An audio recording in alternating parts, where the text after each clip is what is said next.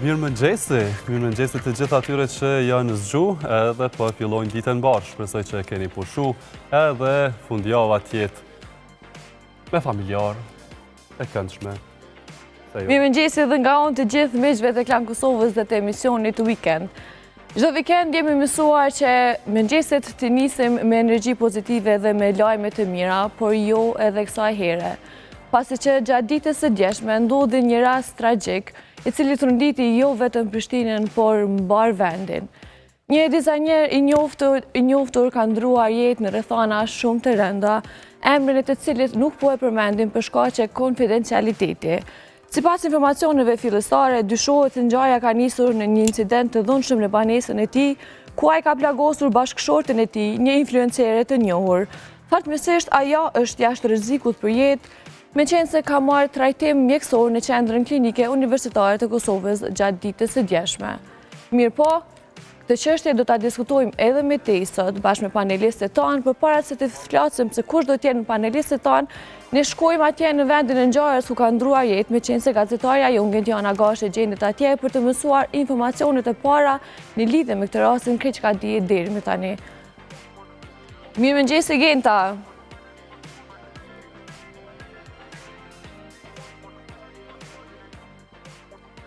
Si duke kemi probleme teknike me lidhjen direkte me Gentën, mi folindrejt një rast i rënd që traumatizoi gjithë vendin. Sigurisht këto ngjarje thellësisht na prekin bardha edhe gjithmonë bëjmë thirrje që njerëzit që ndoshta kanë probleme të tilla të trajtohen, të marrin ndoshta edhe një mjekim adekuat ose të marrin ndihmë nga persona që ndoshta edhe munden edhe i besojnë atyre. Kështu që sigurisht që këto raste shumë na prekin, edhe shpresoj që kjo është rasti i fundit. Ne sigurisht sot do të mundohemi të trajtojmë këtë rast në mënyrë që ndoshta të bëhet edhe vetëdia shoqërore. Pikërisht. Për këtë rast jemi edhe këtu, nuk jemi këtu për të gjykuar se saktë çfarë ndodhi, por jemi këtu për të informuar publikun e gjerë, opinionin e gjerë, me qenë se gjatë ditës së djeshme, po edhe sot ka qenë një shqetësim i madh. Ne nuk jemi këtu të gjykojmë, po jemi të informojmë saktë dhe drejt pa cënuar privatësinë e asnjërit. Për këtë rast, ky rast ka tërnitur opinionin publik dhe ka hapur një diskutim të thellë për shëndetin mendor dhe dhunën e familje, tema që shpesh kalojnë në heshtje derisa ndodhin tragjeditë të tilla. Për të diskutuar më gjithësisht këtë çështje, sot kemi në studio Vanesa Zhukollin, gazetare që ka ndjekur rastin nga afër dhe psikologën Antigona Sidiu, që do të na ndihmojë të kuptojmë më mirë ndikimin emocional dhe psikologjik të këtyre ngjarjeve. I ftojmë mysafirët tona.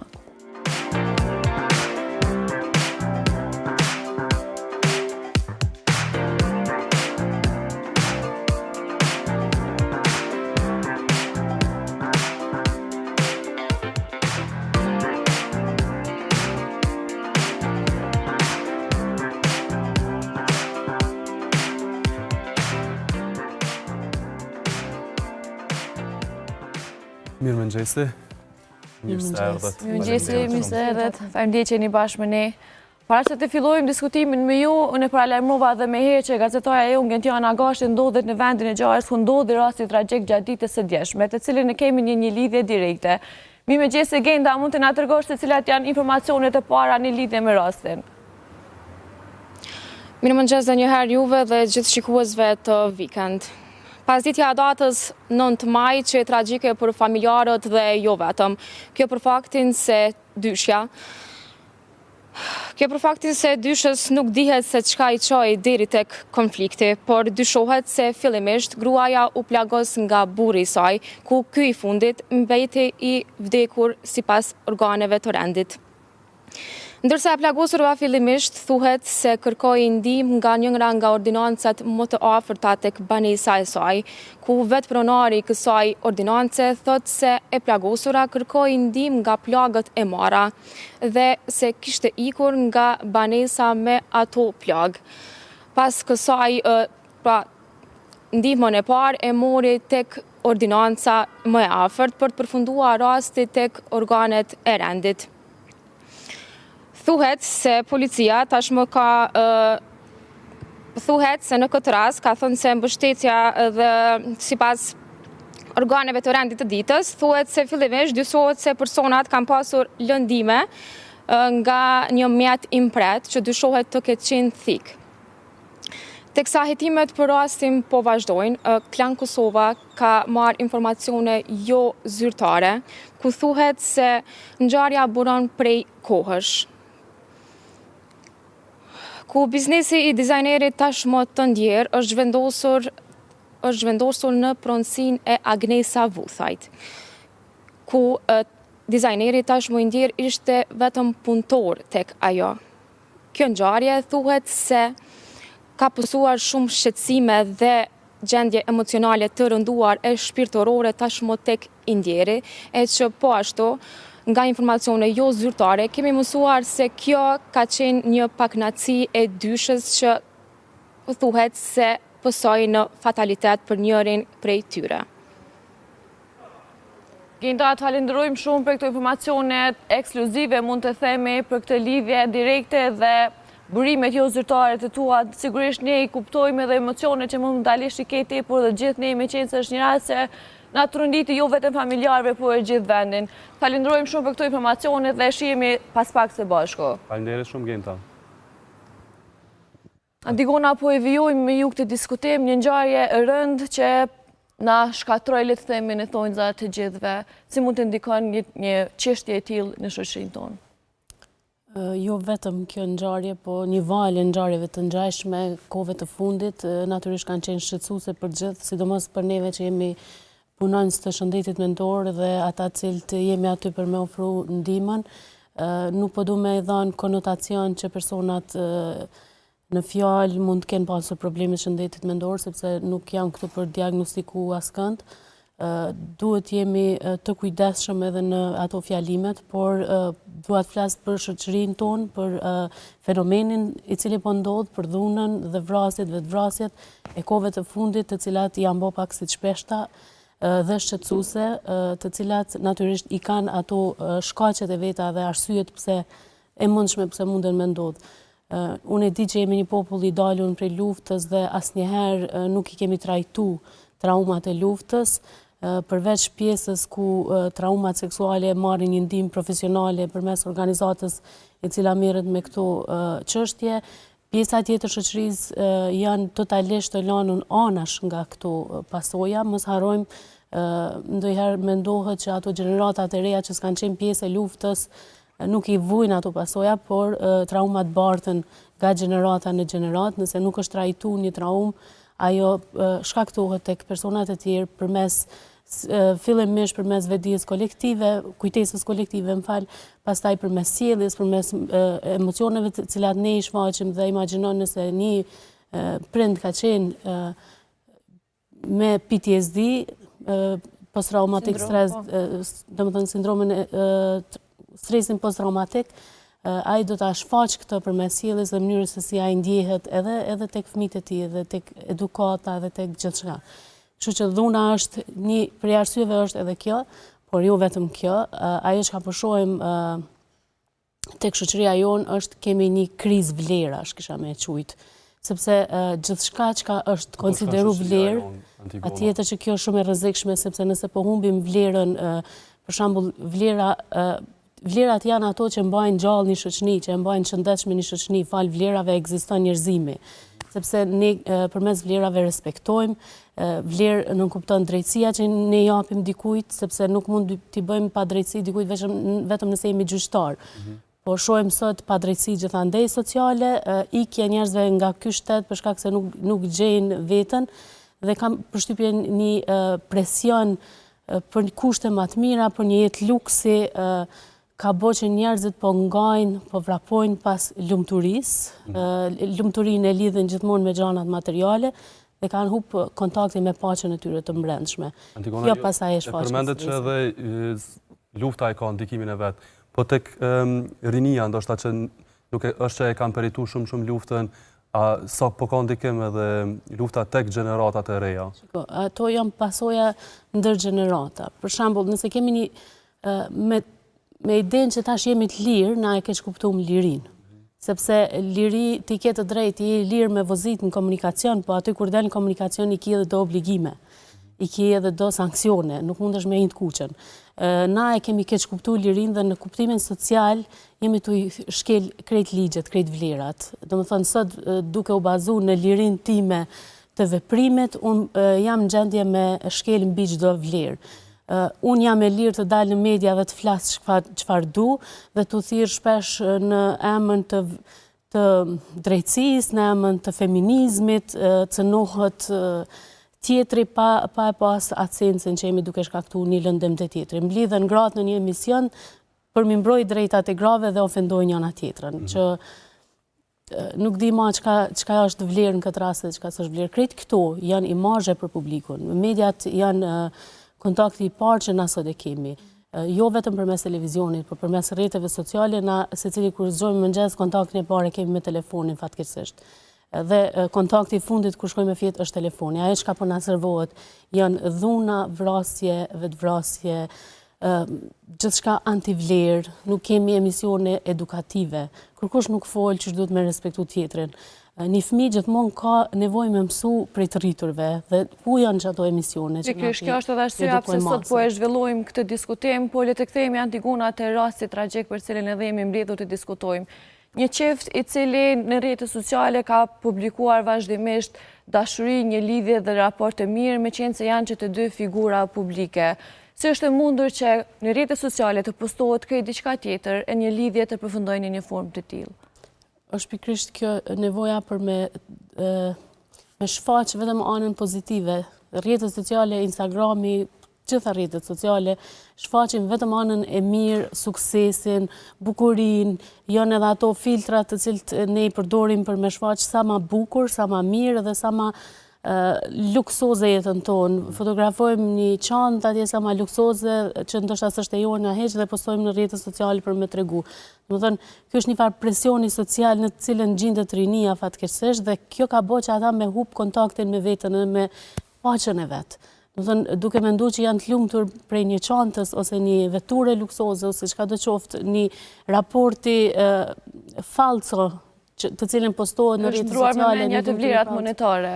Pikërisht kemi harru kush jemi na, kemi harru paqen tonë të brendshme. Kjo ka shumë rëndësi për shëndetin mendor. Nëse unë jam i qetë me veten, edhe jam në paqe me veten, nuk kam nevojë për luksin ose për postimet në rrjetet sociale me tregu sa e lumtur jam. Pikërisht. Antigona, dëgjojmë edhe Gentën që mendohet që gjendja psikologjike ka shtyr deri tek ky rast tragjik. A është gjithmonë që ndoshta sëmundjet psiqike të shtyjnë në kësi akte? Na duhet diçka me pas parasysh. Gjithë mundem me përjetu një situatë, për shembull, humbje në biznes. Ndoshta në rastin në fjalë, ose vështirësi ekonomike, vështirësi me biznesin. Kjo ka një përjetim i cili vjen si pasojë e kësaj. Jo patjetër kemi të bëjmë me një çrregullim mendor, me një sëmundje psiqike, por një stres, një situatë e vështirë, emocionale, vështirë me përballu, mundet me vendos personin edhe në sjellje agresive, mundet me çu edhe me humb kontrollin për shkak se tensioni ka qenë shumë i lartë, por gjithçka ka të bëjë me diçka të izoluar që lidhet me situatën. Kjo, se s'po du me i stigmatizu njerëzit të cilët vujnë prej problemeve të shëndetit mendor, sepse ka atje jashtë njerëz që vujnë prej ankthit dhe prej mendimeve negative që ata i kanë dhe imagjino dikush në një gjendje të tillë, ka me thonë, nëse unë kam një problem, një çrregullim të ankthit dhe po shoh një rast të dhunës, një vrasje, një vetvrasje, kam me qenë unë nesër njëri prej tyre, jo. Kështu që çfarë duhet të bërë në këtë rast? Kemi kujdes në mesazhet që i dërgojmë, sepse në punën time të përditshme unë shoh çdo ditë njerëz që vujnë prej këtyre problemeve dhe cili është mesazhi që duhet të përçohet tek ata persona? Le të rrinë qetë, secili rast është rast i izoluar, asnjëri prej jush nuk kupton që keni një lidhje, pse keni një problem të shëndetit mendor, duheni patjetër me përfundu në forma të tilla.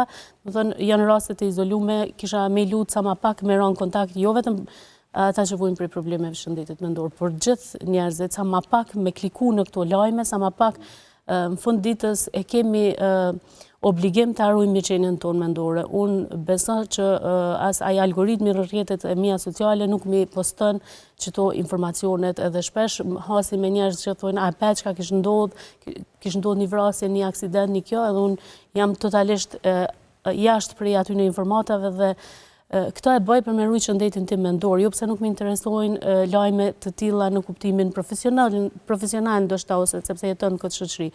Po nëse unë s'kam dorë me bo kur gjë, s'mundem me shpëtu diçka pse duhet me ushqy, se ajo është ushqim për emocionet e mia dhe është një ushqim i keq. Kështu që krejt secili kemi obligim me ruajtur shëndetin tonë mendor edhe me ruajtur veten tonë prej këtyre informatave. Vanessa, te gjatë ditës së djeshme ke përcjell edhe rastin, cilat janë informacionet zyrtare që dihen deri më tani në lidhje me këtë ngjarje? Domethënë informacionet zyrtare së fundit nga prokuroria themelore në Prishtinë kam bërë të ditur se trupi pa jetë është dërguar tashmë për obduksion në Institutin e Mjekësisë Ligjore, ndërkaq nga prokuroria po ashtu kam bërë të ditur se do t'i ndërmarrin të gjitha hapat e nevojshëm për ta zbardhur rastin. Domethënë këto janë informacionet zyrtare për sa i përket prokurorisë themelore në Prishtinë. Antigona, ata zhvendosim diskutimin edhe të bashkëshortja e cila fatmirësisht i mbijetoi plagëve dhe është në jetë jashtë rrezikut për jetën. Çfarë duhet bërë ajo në këtë situatë që të mos ndikohet nga frustrimi i publikut, nga komentet negative, nga gjykimet dhe paragjykimet? Çfarë duhet bërë viktima që mbijetoi plagëve në këtë rast? Natyrisht të marrë trajtimin e nevojshëm për shëndetin e saj, qoftë fizik, qoftë atë mendor, sepse do t'i duhet në këtë situatë një përkujdesje edhe në aspektin e shëndetit mendor, të maksimalisht të ruaj veten nga gjithçka që qarkullon në rrjet, qoftë mesazhe, video, lajme, komente, ku diun, sepse gjithçka 2-3 ditë në vazhdim me siguri do të jetë rreth kësaj çështje dhe këto informata edhe për familjarët, edhe për vajzën në fjalë janë natyrisht jo të lehta me u përballu emocionalisht dhe është edhe një mesazh për mediat sepse pash disa imazhe ku bartej, ku foma, për shembull, ose të ngjashme. Janë pamje shumë të rënda për familjarët dhe të kenë kujdes, ju lutem, keni kujdes se çka po shfaqni në media, sepse po e shoh që edhe gazetarët të cilët po flasin për këtë ngjarje, po vreqen të shqetësuar emocionalisht. Dhe ky shqetësim ndihet gjithandej në publik, po e shoh nga kontaktet me njerëz, e natyrisht familja janë ata që mas shumti mund të mësojnë të shqetësuar nga kjo situatë. Kështu që ti kemi kujdes njëri tjetrin, hajde të flasim pak për aspektin njerëzor, për sjelljen humane, sepse kam përshtypjen që pak i kemi shkput kontaktin për këtyre vlerave. Vanessa, dihet që viktimat kanë qenë fytyra publike, mirë po më intereson me ditë sa opinioni publik edhe fytyrat publike kanë qenë e kanë ndjekët këtë ngjarje edhe kanë qenë... Mundem me thonë që lidhur me rastin fatmirësisht kanë qenë të zëshëm reagimet, sidomos kur vijnë nga njerëz kompetent ta zëmë si deputet të betuar tashmë drejtor e drejtoresh apo ashtu, ndërkaq kemi edhe reagime prej figurave të fushës së artit edhe ku i ka takuar Indjeri. Ta zëmë kemi pas reagim prej deputetës së betuar nënkryetares së Partisë Demokratike të Kosovës, Vlora Qitaku, e cila ka reaguar ashpër me një shkrim në Facebook. Ajo madje shpreh indinjat të thellë lidhur me atë se çka po ju servojmë ne fëmijëve tanë dhe institucione që të ngrihen alarme lidhur me rastet, jo vetëm me këtë, por edhe me rastet e fundit që po ndodhin në Kosovë. Po ashtu kemi pas edhe reagim nga drejtoresha e kulturës në Prishtinë, sociologja Sibel Halimi. Kemi edhe një reagim po ashtu goxha i ashpër edhe nga drejtori i IKD-s Institutit të Kosovës për Drejtësi Hat Miftara, i cili madje e quan Kosovën edhe si pas zot shtëpie edhe i fajson institucionet, veçanërisht Ministrinë e Drejtësisë.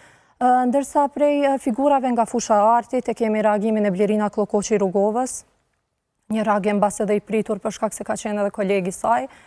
Po ashtu ka reaguar edhe Gjuliana Nura, ish banorja e Big Brother VIP Kosova, si dhe modelja. Do me thonë është edhe modele, po besoj që ju ka ra me punu bashkë ose diçka e tillë, të dyja ju kanë shprej ngushëllime familjareve dhe natyrisht se kanë qenë goxhat të befasuara lidhur me atë se çka ndodhi. Po paragjykime ka pas në për rrjetet sociale? Pa fund ka pas paragjykime, masandej ka pas edhe video që i kanë ba vetë që madje janë editu, janë masakru, le të them, të dyshuarës, do me thonë viktimës, po ashtu edhe zonjës që do me thonë ka qenë pjesë e rastit, video janë prej, do me thonë që janë editu edhe ka pas edhe komente prej më të ndryshmeve që asë nuk duat i përmend, por me gjithatë mediat, sidomos TikToku, është duke vju prej videove. Çka na tregon kjo, Antigona? Që ndoshta edhe si shoqëri prap po si duket mezi po presim e ndodh një rast dhe masandej me pas material. Se është një pjesë e shoqërisë që si duket kënaqen me këto, kënaqen në thonjëza me këto ngjarje që po ndodhin. Në kuptimin që mezi nuk presin, ta zëm pse duhet dikush të editoj një video të vajzës apo të ndjerit. A do të kemi frikë prej këtyre persona në fakt? Thash kjo liria e tepërt, ushqehen njerëzit e tillë, ushqehen me gjana të tilla. Mos harrojmë, TikToku është edhe biznes dhe këto informatat të cilat klikohen, shikohen, marrin views dhe ato klikimet në rrjetet sociale, njerëzit përfitojnë edhe shuma monetare nga këto, kështu që janë gjana të cilat na kanë dalë jashtë kontrollit pikërisht, kështu që institucionet, mandej edhe situata politike është duke shkaktuar një stres tek publiku, sepse shkakton pasiguri të trit, ata ndjehen të pasigurt edhe në vendin e punës, ndaj padrejtësive që munden mju shkaktu, nuk din ku me orientu pastaj.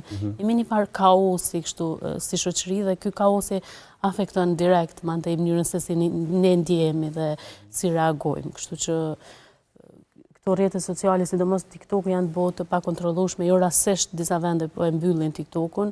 Ndoshta është një thirrje edhe për shtetin tonë që me pas në konsiderat se çka po. Por jo vetëm në TikTok, dy emrat që kanë qenë dje pjesë e kësaj ngjarje tragjike janë edhe me të kërkuarit edhe në Facebook, Instagram edhe po ashtu edhe në TikTok. Fajsohemi ne gazetarit që gjithmonë raportojmë edhe jemi po ata që kemi emocione, unë si rrallë herë sot mezi po flasë me thënë të drejtën, kështu që akuzojmë ne që po raportojmë, a në fakt të tjerët mezi nuk presin edhe të lexojnë. Por me gjithatë edhe unë ju bëj thirrje të gjithë gazetarëve që të kenë kujdes lidhur me rastet, pasi do me thënë po preken edhe familjarët edhe ta ruajnë mënyrën se si raportojnë. Mendoj që gazetarët e bojnë punën e vetë, është obligimi gazetarëve me raportu, po në emër të gazetarëve po raportojnë edhe ata që nuk janë gazetarë. Vërtet. Mendja duhet të drejtohet andej, sepse një gazetar i mirëfillt e ka edhe një etikë edhe të mënyra se si raporton edhe gjithçka. Mendoj që ndonjëherë të mos dash mu identifiku me këta gazetar në këtë rast, ose edhe njerëzit e fushave të tjera, profesionistë e vërtet, po tërhiqen e pëlshojnë në rrugë ndaj këtyre njerëzve të cilët nuk përfaqësojnë vlera, nuk përfaqësojnë mbi gjitha profesionalizëm, dhe ata po e marrin pushtetin, po e marrin për shembull udhëheqjen, po bën lider të një institucioni të rëndësishëm ose të një media ose në cilën do fush, pikërisht për shkak se njerëzit të cilët kanë dinjitet po tërhiqen, nuk janë gjendje me luftu me krejt ato antivlera që me krejt ato forma qoftë dhënshme, qoftë përmes krahut fort, pushtetit që ata e kanë dhe thjesht depërtojnë me qenë aty prezent në secilin fush. Kështu që gjithë ata gazetarët duhet me qenë prezent me profesionalizmin e tyre dhe të tjerët në fusha. Kjo është një prej arsyeve pse unë dal në media, sepse nuk du që sot me dal me fol për një fenomen i cili është i profesionit tim, dikush që s'ka lidhje me këtë profesion edhe del media për shembull flet për me kompetenca profesionale. Kështu që gjithë ata që ndjejnë veten profesionalisht në rregull duhet. Domethënë po raportimi të bëhet sa më në mënyrë profesionale dhe etike. Ashtu po mundohemi edhe ne në mënyrë profesionale duke respektuar rregullat e AKK-s dhe Komisionit të Mediave, që në fakt jo vetëm të informojmë, por edhe të ndërgjegjësojmë edhe të vetësojmë popullin. Si ky rast edhe raste të tilla që kanë qenë të kaluara të ngjashme si këto. Mirë po Antigona, si është e mundur që një çift që prej vitesh ka bashkëtuar, ka ndarë njëjtën hapësirë dome, ka janë ushqyer bashk, janë dashur aq shumë, të përfundojnë brenda ditës në një mënyrë të tillë. Si shpjegohet kjo nga ana psikologjike? Po, pa tjetër ka çifte, nuk është kjo çifti vetëm sepse gjithmonë po tentoj mos me specifiku me qenë se s'kam informacione të sakta dhe po tentoj me rujt privatësinë e çiftit në fjalë, por dhuna mes çifteve nuk është diçka që nuk ka ekziston dhe faktor të dhunës nuk është pa tjetër që qifti ditën e parë me shfaq dhunën. Pikrisht streset e jetës në për cilat qiftet kalojnë, mundën me rritë tensionin, egoizmi, njerëzit janë kokëfort në njerë me raste, dhe krejt këto akumulohet një gjendje e vazhdueshme, një shqetësimit të vazhdueshëm emocional, një tension emocional, dhe munden me pas edhe ato shpërthimet në një moment të caktuar. Që është natyrë njerëzore, se cili prej neve një ditë mundet me shfaq një dozë të agresivitetit, varësisht se si ne mësojmë të kontrollojmë emocionet tona, sepse nuk du të harrojmë, kemi pak vështirësi me i kuptu edhe me i njoft emocionet. Emocionet të din me qenë aq të vrashna sa shkaktojnë smundje në trupin tonë. Nëse për shembull një gjendje stresit të vazhdueshëm, një gjendje kronike e stresit nuk është trajtuar, kemi jo rrallë probleme për shembull të persona që kanë probleme me gjandër, tiroide ose dëmtime të tjera, smundje të zemrës, kardiovaskulare. Domethënë sot bota po tregon që emocionet dhe shëndeti mendor lidhet të ngushtë me smundjet. Madje kemi raste kur po studiohet edhe shfaqja e kancerit si një prej arsyeve mundet me qenë stresi kronik. Kështu që pak i njohim stresin, emocionet pak flasim për to dhe këtu fillojnë mandej krejt ato problemet. Njerëzit nuk kanë kulturë, nuk kanë shprehi, nuk e kemi funksionalizu akoma këtë idenë me u kujdes për vetën, njëjtë që shkujdesemi për mirëqenjen fizike, me u kujdes edhe për mirëqenjen psikoemocionale, sepse këto të dyja nuk mundën me ekzistu pa njëna tjetrën. Ma jetë të përmendëm edhe reagimet e figurave publike në lidhje me këtë rast, por ne në adresën tona ka ardhur një mesazh, një letër nga miku i afërt i të ndjerit i cili shkruan: "Lam të mirë miku im, sot në mëngjes falem si gjithmonë, kurse imagjinova se do të ishte hera e fundit. Nuk po gjej fjalë ta pranoj që ti nuk je më mes nesh. Ishe jo vetëm një shok i mirë, por edhe një frymëzim, një dizajner me shpirt të madh e talent të rrallë. Me ty ndanim ëndra, qeshje, plane, dhe tani ndjej një mungesë të thellë. Do të më mungosh çdo ditë, u presh në paqe." Antigona, jo rastisht e lexova këtë letër, me qenë se dua ta lidh me si është e mundur që miku ka ndarë këtë informacion bashkë me ne, që ka biseduar gjatë ditës kur ka ndodhur akti me të dhe nuk ka zbuluar asnjë shenjë që ai mund të jetë në një gjendje të rënduar psiqike, por vetëm pas pak orësh e kupton se ka ndruar jetë. Cilat janë shenja që ne mund t'i dallojmë të një mik, të një familjar, të një i afërm që është në një gjendje të rëndë psiqike? Jo gjithmonë është lehtë me u identifiku kur dikush po përjeton një gjendje jo të mirë emocionale, sepse ajo mbetet brenda nesh dhe nuk është shfaqet edhe aq lehtësisht. Natyrisht një mbyllje, një tension, një bisedë ndryshe mundesh me vrejt e tjetri, por në fund ditës ky stresi i cili i ka kaplu gjithë bën që na nuk e kemi shumë vëmendjen te si po ndjehet tjetri, edhe kur pyesim si e kemi thjesht formale dhe jo pse na intereson vërtet me ndëgju përgjigjen se si është tjetri. Nuk ka një simptomatologji të cilën mundem me vrejt, thjesht një person i cili e kemi mik ose të cilin e kemi të afërt, ndoshta me cilin kemi nda përvojat se si po ndjemi, e ndjen atë kur na takon, e sheh se nuk jemi si përpara, diçka ma ndryshe dukemi sot, mundem me pyet, vetëm një mënyrë për me kuptu ma shumë tjetrin se si po ndjehet ai, mundem me pyet tjetrin si është edhe mi ofru një vesh me ndëgju, me pa në sy edhe me të vërtet me qenë aty prezent nëse kemi mundësi, por jo gjithmonë njerëzit munde me bo këta qoftë. Nga ana tjetër, si munde me për shembull nëse jemi në gjendje të rëndë emocionale, ta shtym veten që me e folë?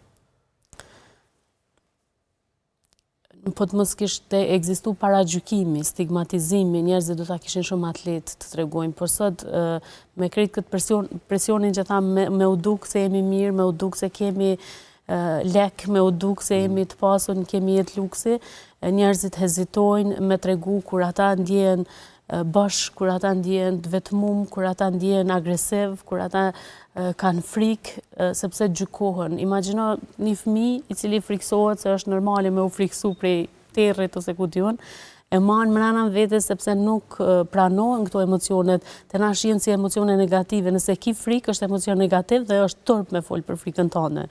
Ai fëmia e marrë mrena vetes se thotë, nëse tha mamit ose babit, më thonë s'ko ke burr, që tutet burri, do të thënë këto janë disa nga shprehjet që na i përdorim, duke mos i pranu këto emocionet ose bëjmë panik kur dikush nuk ndihet mirë, neve na ka plënë një gjendje paniku, çka me bë.